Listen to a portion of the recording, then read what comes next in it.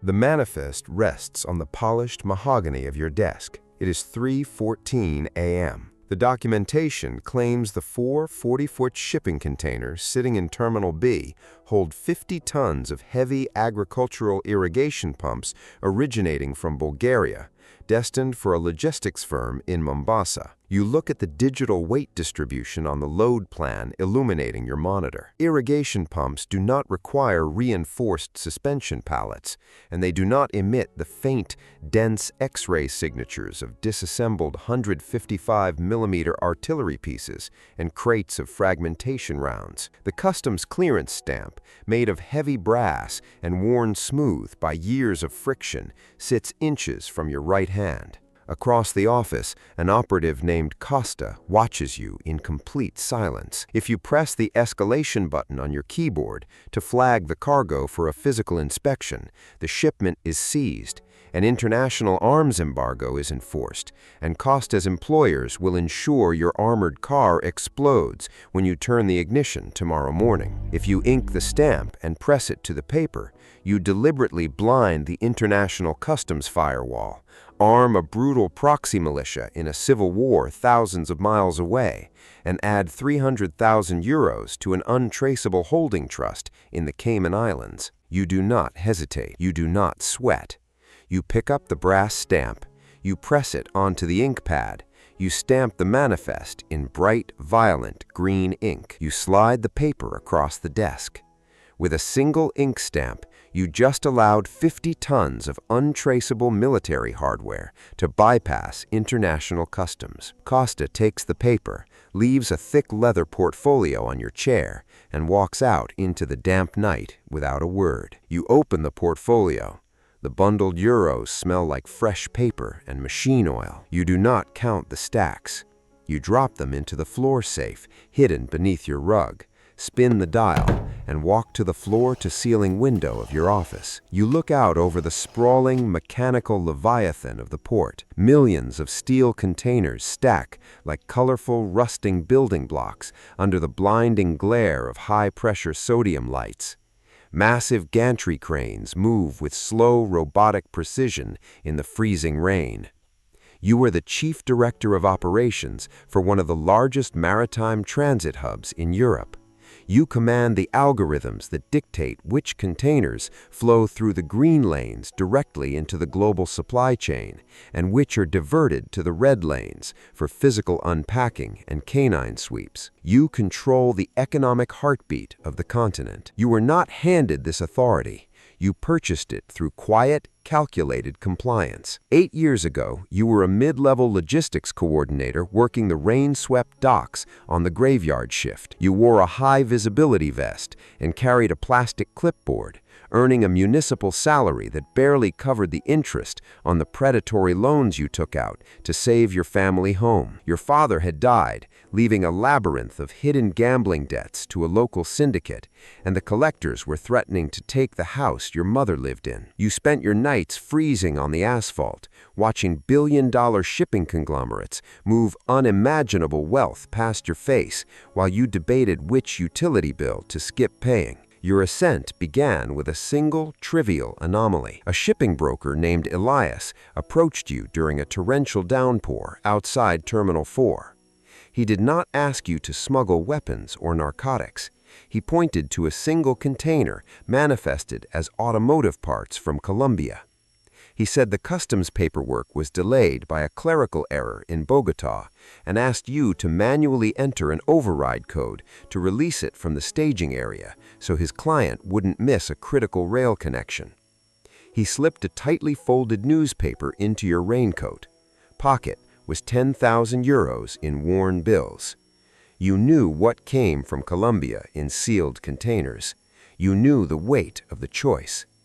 You stood in the freezing rain, shivering, thinking about the men who had knocked on your mother's door the previous night. You typed the override sequence into your terminal. The container vanished onto a flatbed truck and drove into the night. You paid off the syndicate the next morning in a single lump sum. When you handed over the cash, you expected to feel a crushing wave of guilt or the heavy terror of crossing a moral event horizon. Instead, you felt a profound, intoxicating relief. You realized that the global supply chain is not a rigid system of absolute laws. It is a system of friction. The laws exist entirely to create the friction, and the friction exists exclusively so that men with capital can pay people like you to grease the wheels. You learn the architecture of the blind spots. You process the shipments. The requests escalate gradually, boiling the frog so slowly you do not notice the temperature rising. You move from untaxed cigarettes and counterfeit designer goods to industrial drums of precursor chemicals destined for synthetic drug laboratories in the Netherlands. You realize that organized crime does not operate through chaos. It operates through meticulous corporate structure.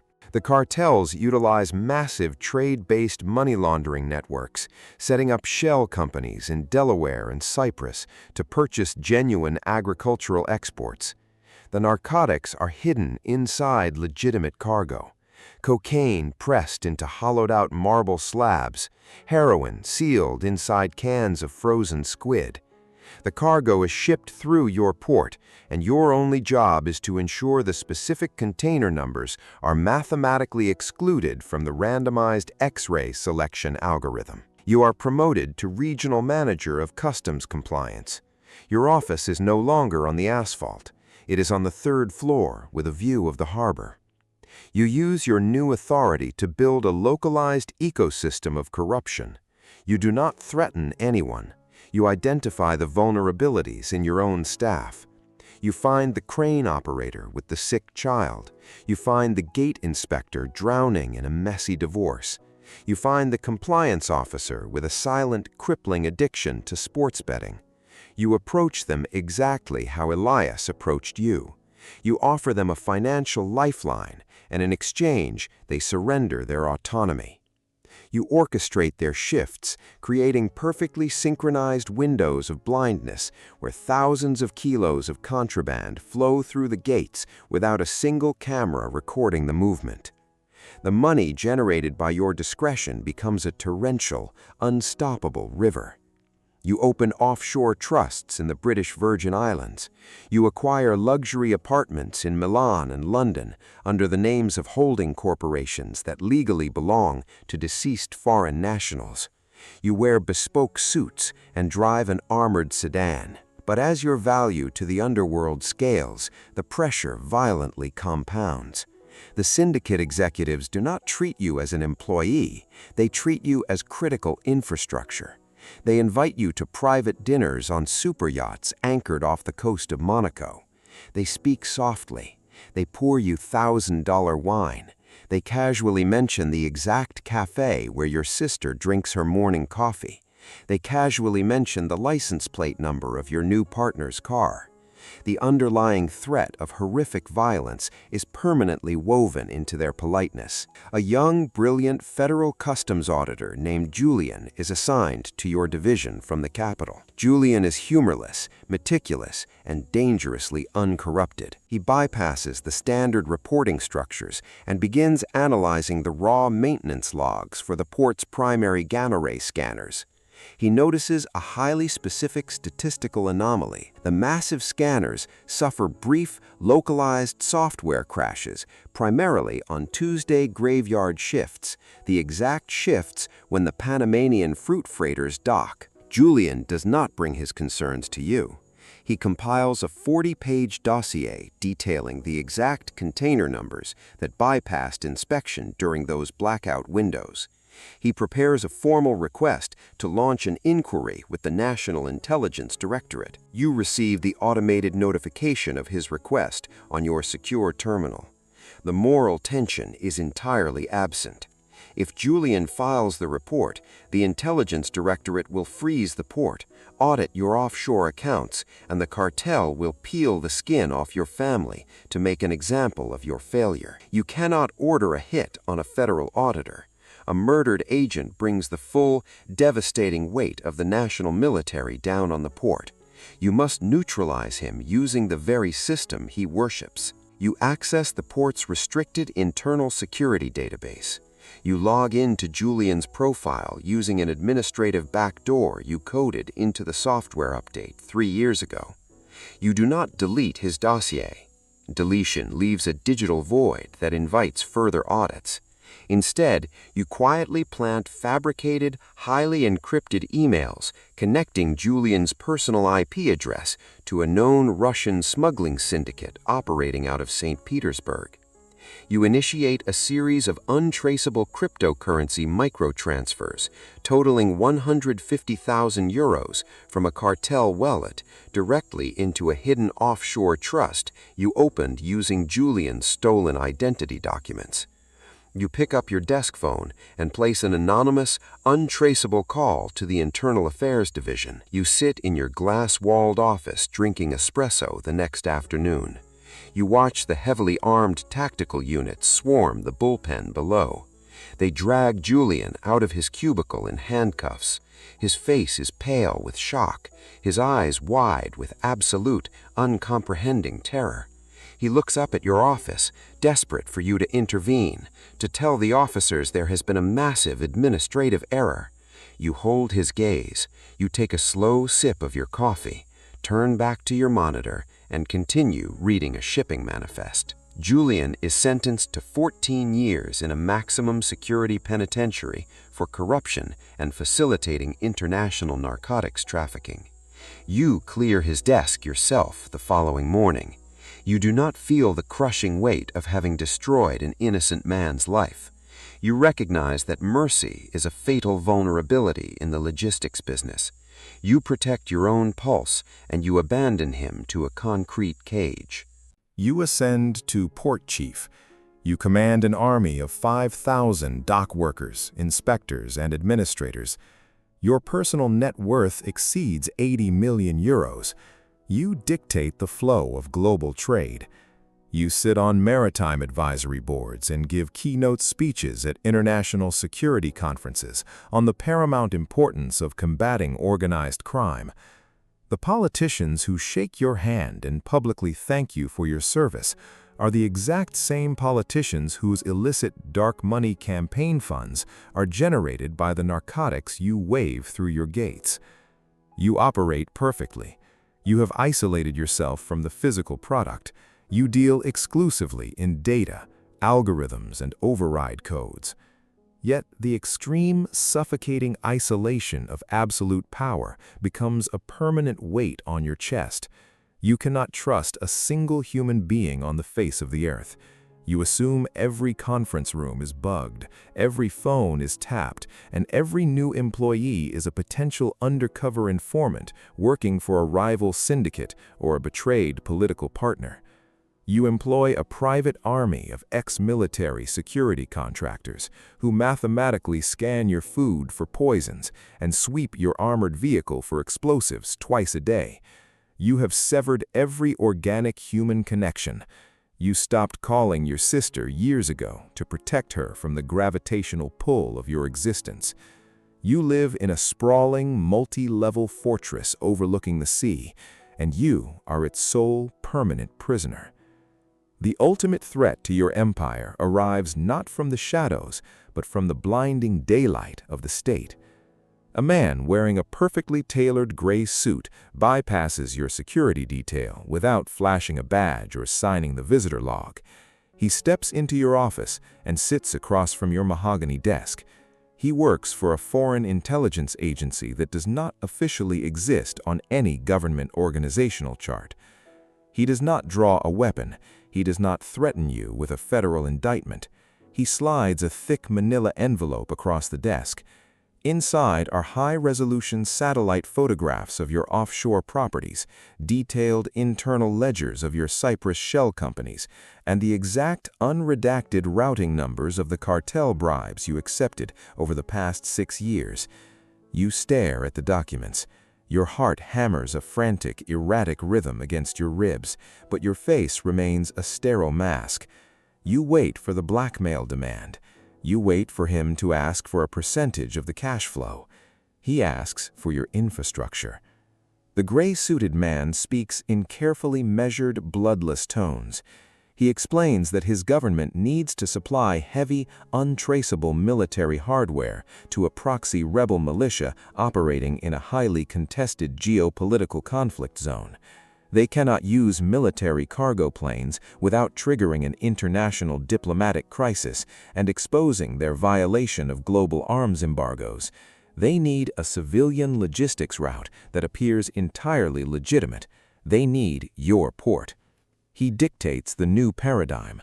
You will ensure that their specific shipping containers, manifested as agricultural equipment, water purification systems, or construction materials, bypass all customs inspections and radiological scans. You will guarantee their safe transit onto the regional rail networks. In exchange, the intelligence agency will officially classify you as a protected state asset. The federal police will be permanently blinded to your cartel operations. The ongoing financial investigations into your wealth will evaporate into bureaucratic dust. You will become entirely untouchable by domestic and international law enforcement. You look at the gray-suited man. The sickening, fundamental truth of the global order crashes into your mind with devastating force. The government is not fighting the underworld. The government is simply managing it. The state is perfectly willing to grant you an absolute, uncontested monopoly on poisoning its own citizens with narcotics as long as you facilitate their covert wars. The men in the tailored suits are the ultimate cartel. You sign the agreement. You officially merge the savagery of the criminal syndicates with the sovereign power of the state. For the next 4 years, your port operates at peak efficiency. You move tens of thousands of tons of cocaine and heroin alongside thousands of tons of heavy artillery, guided munitions, and drones. You are the invisible fulcrum balancing the global black market and the theater of modern warfare. But as you stand by the reinforced bulletproof glass window of your office, looking out over the freezing, rain-swept harbor, you are utterly hollowed out. You try to separate your own tactical genius from the sheer blind momentum of circumstance. You try to pinpoint the exact moment you earned this throne and the exact moment it was simply handed to you by the failures and greed of others. If Elias had never approached you in the rain, you would still be a struggling coordinator drowning in medical debt. If the gray-suited man had wanted a headline instead of a logistics route, you would be rotting in a maximum security black site. Your entire empire rests entirely on the predictable, ordinary corruption of the systems you manipulate. You did not outsmart the game. The game was simply exactly as rotten as you hoped it would be. You realize the ultimate agonizing illusion of control. You did not conquer the system conquered you. You traded your soul, your family, and your basic humanity to build a magnificent, multi-billion-euro machine, but you are permanently, inextricably bound to the encrypted servers, the blackmail files, the blood-stained ledgers, and the unending, suffocating extortion. If you step away for a single second, if you stop balancing the interests of the intelligence agencies against the demands of the cartels, the entire architecture will violently collapse. The state operatives and the syndicate killers you currently hold at bay will instantly tear you to shreds to claim your empty chair. You are not a king. You are just a highly paid traffic cop, forever chained to the gates of hell, deciding which monsters get to walk through. The heavy oak door of your office clicks. You turn away from the window. A junior customs inspector steps into the room. He is 24 years old, wearing a high-visibility vest that is soaking wet from the torrential rain outside. He looks terrified, exhausted, and desperate. You know from the background checks you run on every employee that his mother is facing imminent foreclosure on her home, and his wages barely cover his rent. He approaches your desk, his hands shaking slightly. He places a shipping manifest on the mahogany surface. He points to a specific container number routed from Odessa. He stammers, his voice cracking, stating that the container's security seals look tampered with. He says the registered weight is vastly heavier than a reported cargo of medical supplies. The scanner operator reported an anomaly before the system crashed. He asks if he should press the escalation button and divert the container to the red lane for a full tactical inspection. You look down at the manifest. You know exactly what is inside the container. It is not medical supplies. It is 40 tons of advanced drone components and explosives destined for a proxy war that will inevitably slaughter thousands of innocent civilians. You look at the young inspector. He is staring at you, waiting for your guidance, waiting for the system to work the way he was taught it should. He believes in the rules. He believes in the integrity of the port. He is looking at your tailored suit, your massive office, the authority radiating from your desk, and he believes he is looking at a great leader. He has absolutely no idea about the untraceable offshore accounts, the framed auditors, the dead dock workers, and the soul-crushing weight of the invisible collar around your neck. He is standing on the exact same precipice you stood on 8 years ago, staring at the invisible line, waiting to see how the world actually works. If you tell him to flag it, the intelligence agency will ensure you do not survive the drive home. If you tell him to clear it, you bind him to the silence. You know exactly what this moment costs. You know that the prize for surviving the docks is losing your soul entirely, locking yourself in a glass cage suspended above the mud, completely alone. You look into his desperate, searching eyes. You pick up the heavy brass stamp. You press it into the ink pad. You say nothing.